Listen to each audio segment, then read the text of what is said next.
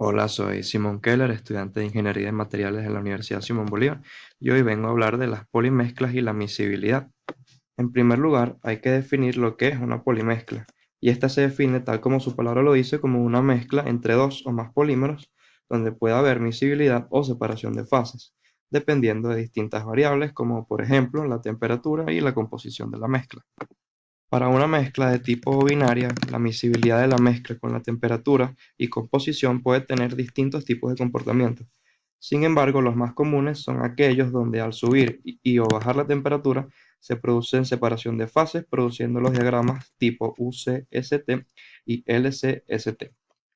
En el UCST se aprecia que al subir la temperatura, sin importar las proporciones de mezclado, a bajas temperaturas se tiene separación de la mezcla en dos fases, y al subir la temperatura se aprecia homogeneización de la mezcla en una sola fase. Estos diagramas suelen presentar un punto máximo que representa la máxima temperatura a la cual puede existir dos fases de la mezcla. En el LCST el efecto es contrario. A bajas temperaturas se tiene homogeneización de la mezcla en una sola fase, y al subir la temperatura lo que se tiene es la separación de fases. Estos diagramas tienen la forma inversa del UCST y presentan un punto mínimo, siendo este el mínimo valor de temperatura a la que puede existir una sola fase.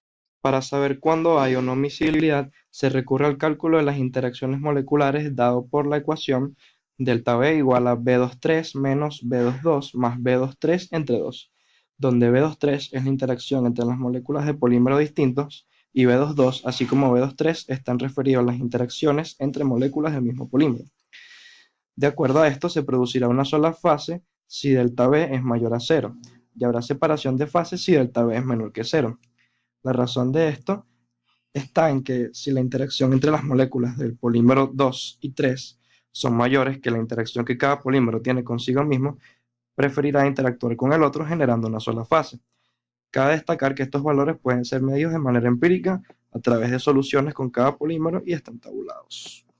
Luego, utilizando la ecuación de Huygens, que es la segunda que está en pantalla, la ley de mezclas aplicada a viscosidades intrínsecas, se puede llegar a una expresión más conveniente que define un parámetro μ, que es la tercera expresión que está en pantalla.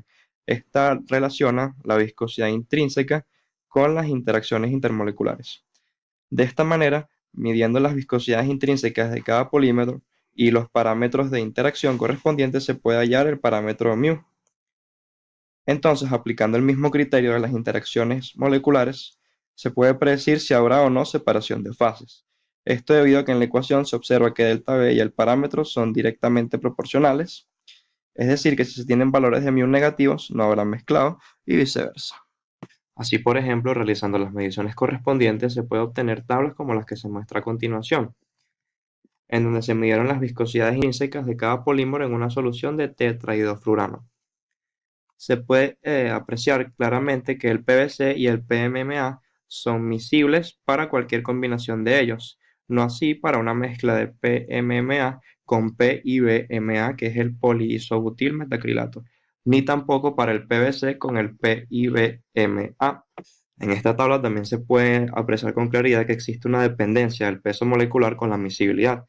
Se puede apreciar que para proporciones iguales de PVC con ABS en butanona, cuando el PVC tiene alto peso molecular, el parámetro μ aparece negativo, indicando separación de fases, mientras que cuando el PVC tiene bajos valores de peso molecular, se puede apreciar un valor del parámetro μ positivo, indicando miscibilidad.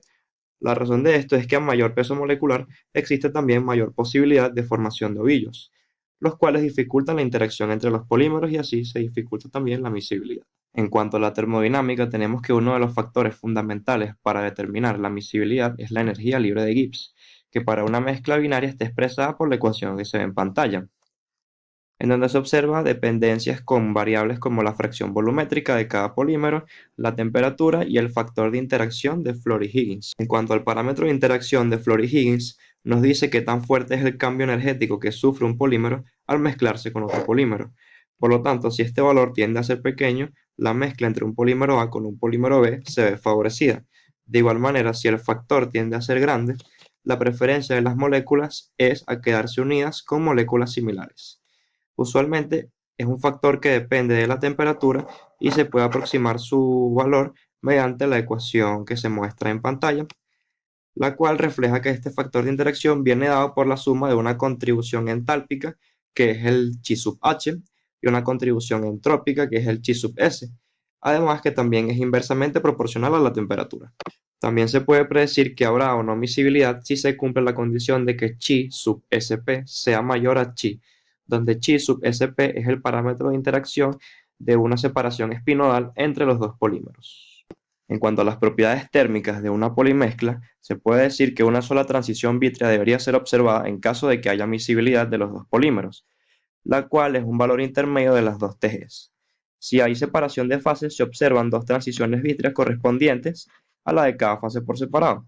En caso de que haya miscibilidad, el valor de la TG varía dependiendo de la composición de la mezcla y se acercará más al valor del polímero que esté en mayor proporción. En caso de que haya separación de fases, las dos TG son independientes de la composición de la mezcla.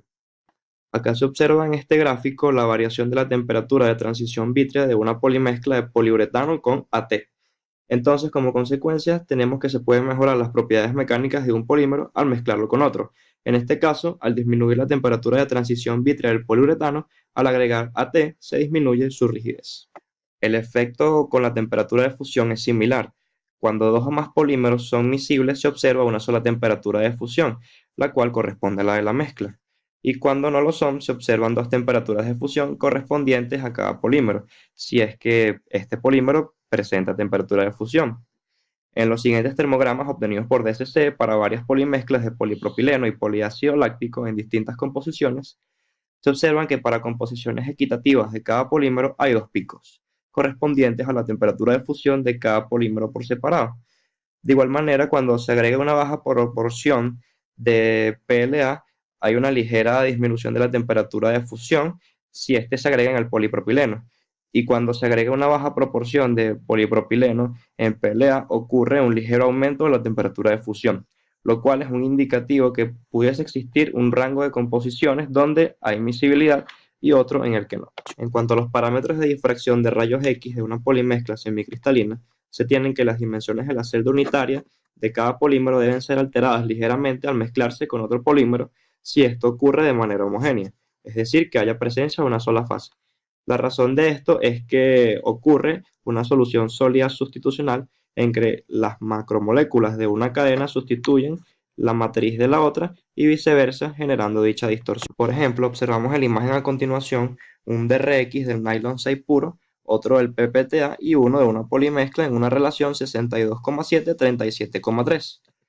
Se puede apreciar que ocurre en el mezclado un ligero corrimiento en cuanto al valor del ángulo 2θ, en donde aparecen los máximos en la difracción, y una intensificación de los mismos cuando están en la polimezcla, si se compara con su estado puro, producto del ligero desajuste de la red cristalina, mientras que la intensificación de estos máximos puede explicarse mediante la microestructura, ya que cuando ocurre miscibilidad, las moléculas del polímero 1 están mejor arregladas en la red del polímero 2 que en sí mismos, puesto que así lo dicta la termodinámica.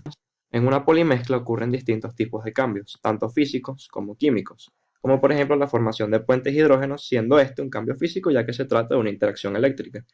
Usualmente cuando ocurren puentes hidrógenos, suele haber un ligero corrimiento en las frecuencias de vibración en los grupos funcionales que establecen dicho enlace. Mientras más grande es el corrimiento, mayor es la intensidad de dichos enlaces.